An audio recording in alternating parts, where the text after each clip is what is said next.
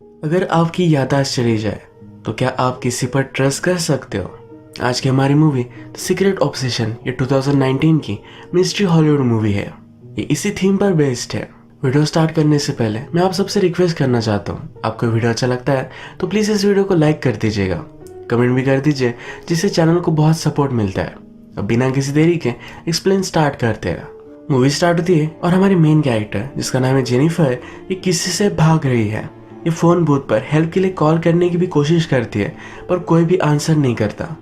जो आदमी उसका पीछा कर रहा था वो वहां भी आ गया। वो भागते भागते फिर एक पब्लिक वॉशरूम में आ गए। जेनिफर ने बहुत ही चालाकी से जो आदमी उसका पीछा कर रहा था इसे बाथरूम में बंद कर दिया। वो फिर भागते भागते अपनी गाड़ी तक आती है। गाड़ी उसने स्टार्ट की और बारिश आ रही थी, इसी वजह से उसकी गाड़ी धंस चुकी थी। उसका पीछा करने वाला अब बाहर निकल चुका था। जेनिफर जल्दी से गाड़ी से बाहर निकली और वो भागने लग गई। भागते भागते रोड पर उसका एक्सीडेंट हो गया। लोगों ने उसे हेल्प की और हॉस्पिटल में उसे एडमिट किया गया। जब वो घायल थी तो अपने हस्बैंड के साथ उसकी जो भी मेमोरीज थी ये सब उसे याद आती है। उसकी सर्जरी वगैरह स्टार्ट होती है और थोड़ी देर में उसका हस्बैंड जिसका नाम है रसल ये वहां पहुंचता है। रसल ये हमारा और एक मेन कैरेक्टर है। रसल को एक नर्स आकर कहती है आपकी वाइफ के ब्रेन में बहुत ही ज्यादा इंटरनल ब्लीडिंग थी, इसी वजह से शायद उसे कुछ भी याद नहीं आएगा। सर्जरी होने के बाद सुबह हो गई पर जेनिफर को अभी भी होश नहीं आया। रसल उसके पास आता है, कहता है कुछ भी हो मैं तुम्हारे साथ हूँ, हम मिलकर इसका सामना करेंगे। नेक्स्ट सीन में हम डिटेक्टिव फ्रैंक को देखते हैं। ये जेनिफर की केस का डिटेक्टिव है। फ्रैंक के डॉटर का आज बर्थडे था तो उसके लिए वो गिफ्ट बाय कर रहा था। इसके बाद वो रसल से मिलने के लिए आया। वो रसल से पूछता है जेनिफर घर से इतनी दूर रात में कर क्या रही थी? रसल कहता है कि वो ग्रोसरीज लेने के लिए गई थी। 1 घंटा हो गया तो वो वापस नहीं आई। मैंने उसे कॉल करने की कोशिश की पर कोई भी आंसर नहीं आया। फ्रैंक उससे पूछता है कि तुम दोनों के मैरिज में कोई प्रॉब्लम थी? रसल कहता है कि ऐसा कुछ भी नहीं था, हमने अभी अभी शादी की थी, माउंटेन्स में ब्यूटीफुल सा घर लिया था, शांति से हम रह रहे थे। फ्रैंक जब घर पर आता है तब हमें पता चलता है फ्रैंक की बेटी की ऑलरेडी डेथ हो चुकी है। हर साल वो अपनी बेटी के लिए गिफ्ट बाय करता है और क्लोजेट में रख देता है। वो अपनी खुद की बेटी की केस सॉल्व नहीं कर पाया था, उसे बहुत ही बुरा लगता है। इसके बाद हम देखते हैं कि जेनिफर को होश आ चुका है। डॉक्टर रसल से बात कर रहे थे। उसे कहते हैं कि जेनिफर को बेसिक सी चीज़ें सब याद रहेगी, यानी कि उसके पेरेंट्स, उसका एजुकेशन वगैरह सब कुछ, सिर्फ वो तुम्हें भूल चुकी है, तुम उसकी रिसेंट मेमोरी थे, इसी वजह से ऐसा है। रसल फिर जेनिफर के पास आया। उसे पूछती है कि मैं यहाँ कैसे आई। रसल उसे बताता है तुम्हारा एक्सीडेंट हुआ था। जेनिफर को उसके बारे में कुछ भी याद नहीं है। जेनिफर फिर अपनी रिंग नोटिस करती है। रसल उसके पास आया, उसका हाथ अपने हाथों में लिया, उसे समझाता है कि जो भी होगा मैं हमेशा तुम्हारे साथ हूँ, इस सिचुएशन का सामना हम दोनों मिलकर करेंगे। नेक्स्ट सीन में हम देखते हैं जिस गाड़ी से टकराकर जेनिफर का एक्सीडेंट हुआ था उस ड्राइवर को फ्रैंक इन्वेस्टिगेट कर रहा है। फ्रैंक उससे पूछता है क्या उस दिन तुमने जेनिफर की गाड़ी देखी थी? वो कहता है कि पार्किंग में एक व्हाइट पिकअप ट्रक इसी गाड़ी को लेकर जा रहा था। यानी कि फ्रैंक को यहाँ पता चलता है कि जेनिफर की गाड़ी को किसी ने गायब कर दिया है। पुलिस को लग रहा था कि जेनिफर का नॉर्मल सा एक्सीडेंट हुआ, पर अब फ्रैंक को लगता है कि जेनिफर को कोई मारने की कोशिश कर रहा है। इस केस को वो सही से परस्यू करने वाला है। नेक्स्ट सीन में हम देखते हैं कि रसल जेनिफर को उसके सब फोटोज दिखा रहा था, उसी मेमोरी फिर से लाने की कोशिश कर रहा था। वो दोनों कैसे मिले इसकी स्टोरी भी उसे सुनाता है। कहता है हम दोनों एक जापानीज प्लेस पर गए थे पर एक चीज से मैं एलर्जिक था। उसी दिन उसे हॉस्पिटल में एडमिट करवाना पड़ा। जेनिफर इस पर बहुत हंसती है। इसके बाद जेनिफर कहती है मेरे पेरेंट्स को तुम इन्फॉर्म कर दो, वो बहुत ही वरीड होंगे। रसल शांत हो गया, कहता है तुम्हारे पेरेंट्स 3-4 साल पहले ही गुजर गए। इसके बाद एक आदमी हॉस्पिटल में आता है। ये जेनिफर पर नजर रख रहा था। वो जेनिफर से मिलना चाहता था पर जेनिफर की वो फैमिली नहीं है इसलिए उसे अंदर आने नहीं दिया। वो फिर वहाँ कुछ फूल छोड़कर जाता है। अब थोड़े दिन गुजर जाते हैं और जेनिफर की रिकवरी स्टार्ट होती है। वो अभी भी व्हीलचेयर में ही थी पर उसे अच्छा लगने लग गया था। रसल फिर उसे अपने घर लेकर आता है। ये बहुत ही बड़ा घर है तो ये देखकर वो सरप्राइज होती है। इस घर में रसल और उसके सब फोटोज वगैरह वो देखती है। सब जगह वो देख रही थी तभी एक जगह पर कोई उसे मारने की कोशिश करता है। ये मेमोरी उसकी वापस आई। उसे कौन मार रहा था ये अब तक उसे पता नहीं है। जेनिफर को जल्द से जल्द उसका जो प्रीवियस रूटीन था ये फिर से कंटिन्यू करना है। रसल फिर उसे उठाकर बेडरूम में लेकर जाता है। नेक्स्ट डे रसल को फ्रैंक का कॉल आया। फ्रैंक जेनिफर से उसके एक्सीडेंट के बारे में कुछ बात करना चाहता था। रसल फ्रैंक से कहता है कि वो अभी अभी रिकवर कर रही है, उस पर ज़्यादा स्ट्रेस देना या अच्छा नहीं होगा। फ्रैंक कहता है मैं उससे कुछ सिंपल सी क्वेश्चन पूछूंगा, ज़्यादा उसे स्ट्रेस नहीं आएगा। उसे उसने कल 11 बजे बुलाया हुआ है। ये जो सब बातें चल रही थी ये जेनिफर ऊपर से सुन रही थी। जब वे डिनर करते हैं तो इसके बारे में जेनिफर रसल से पूछती है कॉल किसका था। रसल कहता है कि बहुत दिनों तक मैंने छुट्टी ली थी, इसलिए ऑफिस से कॉल आया हुआ था। जेनिफर पूछती है क्या मेरे ऑफिस से कुछ भी कॉल नहीं आया। रसल कहता है कि तुम अब काम नहीं करते, हम दोनों फैमिली स्टार्ट करने वाले थे, तुम्हारा घर पर रहना एक अच्छा सोल्यूशन था, तुम्हें भी यहाँ रहना बहुत ही अच्छा लगने लगा था। जेनिफर को यह सब बातें अजीब लगती है।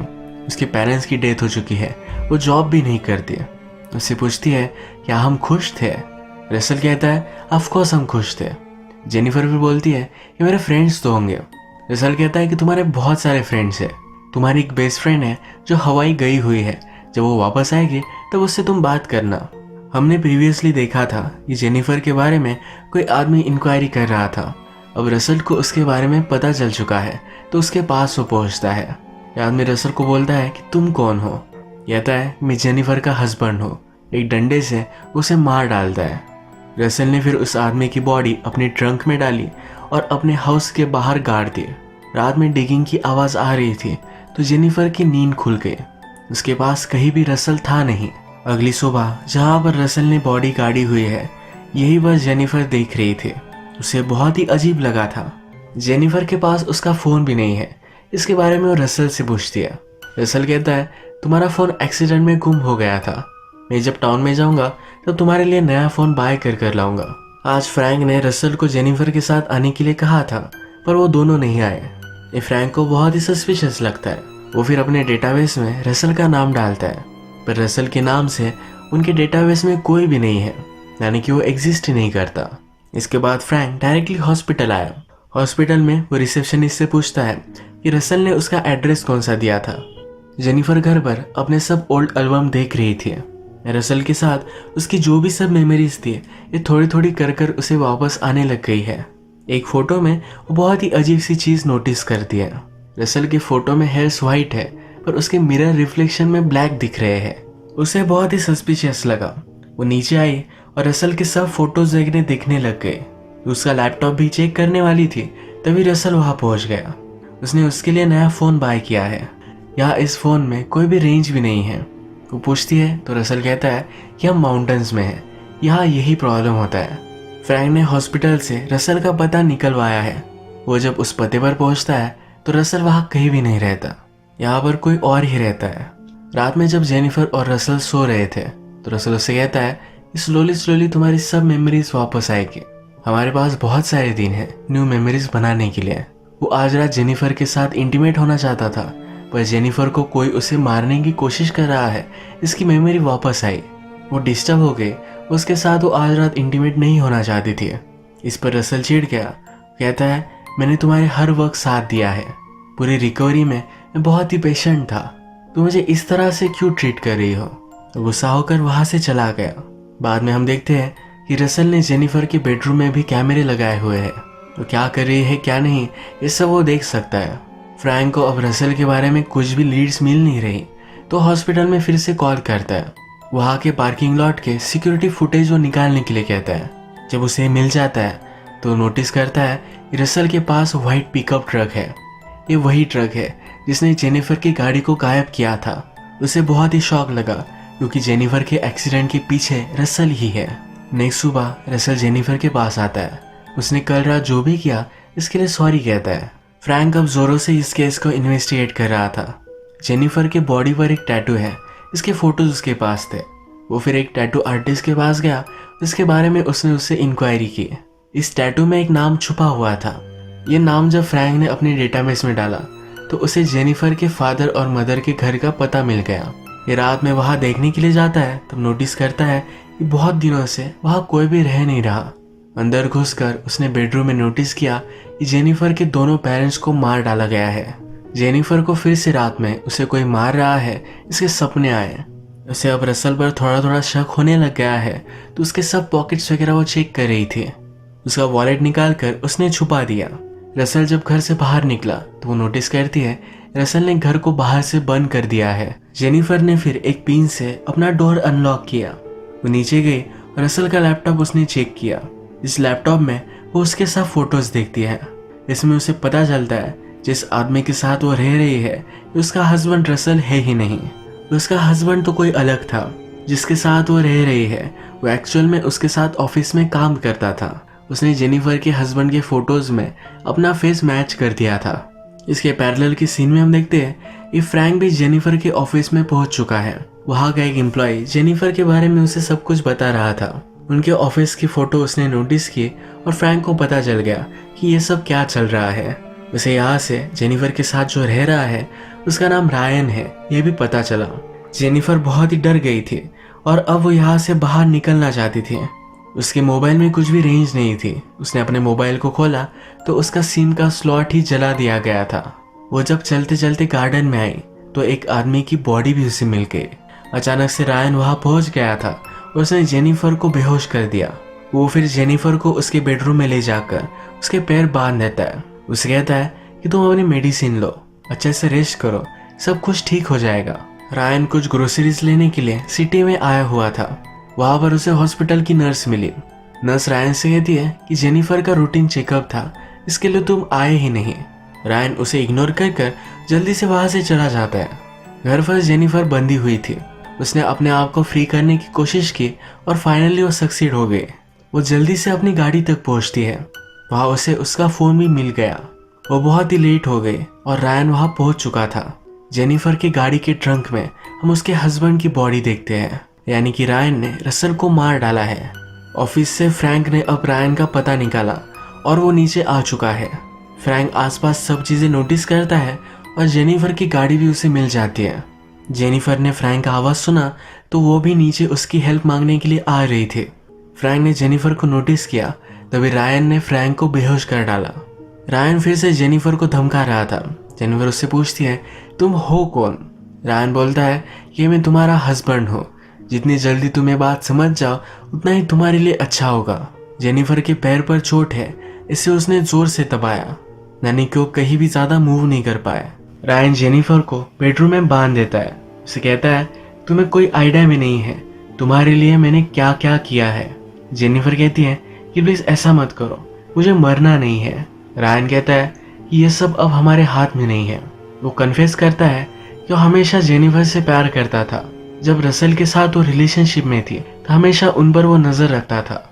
जेनिफर को क्या पसंद है क्या नहीं ये सब उसे मालूम था। तुम्हें हमेशा मेरे साथ ही रहना चाहिए था। जब तुमने उससे शादी कर ली तो उसकी डेथ ही मेरे लिए एक वे था। रायन ने फिर रसल को मार डाला, पर जेनिफर ने उसे नोटिस कर लिया था। वो उसे मारने के लिए उसके पीछे था। तभी जेनिफर का एक्सीडेंट हो गया। अब रायन जेनिफर को भी मार डालने वाला है। रायन ने फ्रैंक को बेहोश कर एक रेफ्रिजरेटर में डाल दिया था। थोड़ी देर में रायन को होश आ गया। जेनिफर रायन से कहती है कि अगर तुम मुझे इतना प्यार करते थे तो कभी कुछ बताया क्यों नहीं। रायन कहता है, रसल हमेशा हमारे बीच में आ गया। जेनिफर उसे समझाती है, कहती है कि प्यार करने में टाइम लगता है। वो भी रायन से कुछ टाइम मांगती है। वो कहती है कि मैं थर्स्टी हूँ, मेरे लिए कुछ लेकर आओ। रायन जब नीचे गया तो जेनिफर ने आसपास एक लाइटर ढूंढा। इस लाइटर से उसने रोप्स जला दिए। रायन जब रूम में आता है तो जेनिफर उसके सर पर वार करती है। उसे रूम में लॉक कर नीचे आ जाती है। वो वहां से भाग रही थी। रायन ने भी दरवाजा अब तोड़ दिया है। वो जेनिफर के पीछे भी जाता है। जेनिफर उसे मारने की फिर से कोशिश करती है, तो इस बार फेल हो जाती है। रायन ने उसे पुश किया और वो घायल हो गए। वो उसे गन से मारने ही वाला था, तभी फ्रैंक ने आकर उसे बचा लिया। रायन और फ्रैंक में फाइट हुई। जेनिफर के पास गन आ गई थी तो इसी गन से उसने रायन को मार डाला। अब इसके बाद हम देखते हैं कि फ्रैंक और जेनिफर ये दोनों अपनी लाइफ के साथ मूव ऑन कर गए हैं। फ्रैंक की बेटी का केस वो खुद सॉल्व नहीं कर पाया, तो जेनिफर को बचाकर वो अब मूव ऑन कर सकता है। एक नई सिटी में एक नई लाइफ वो स्टार्ट करने वाला है। लास्ट में एक दूसरे से मिले और गुड बाय कह रहे थे। रसल ने जेनिफर के लिए एक नोट लिखा था। ये नोट फ्रैंक को उसके ऑफिस में मिला, वो जेनिफर को दे देता है। ये लेटर उसने जेनिफर से शादी करने से पहले लिखा था। उसमें लिखा है कि हम दोनों अब हमारी लाइफ एक साथ स्पेंड करने वाले हैं। अब हमारी लाइफ में कुछ भी हो, पर एक चीज याद रखना, हम दोनों के सब मोमेंट्स ये बहुत ही ब्यूटीफुल है। तुम्हारे साथ मेरी लाइफ की सबसे हैप्पी मेमोरी थी। मैं हमेशा तुमसे प्यार करता रहूंगा। यही रसल का वेडिंग प्रपोजल था। ये पढ़कर जेनिफर अब मूव ऑन करती है। इसी तरीके से मूवी एंड होती है। अगर आपको वीडियो अच्छा लगा तो प्लीज इस वीडियो को लाइक कर दीजिएगा। मैं बहुत सारी मूवीज लेकर आता रहता हूँ, तो प्लीज चैनल को सब्सक्राइब कर दीजिए। बेल नोटिफिकेशन आइकॉन दबाना भी मत भूलिएगा। हम फिर से मिलेंगे और एक न्यू मूवी के साथ। तब तक के लिए थैंक यू और आप अपने आप का ख्याल रखिए।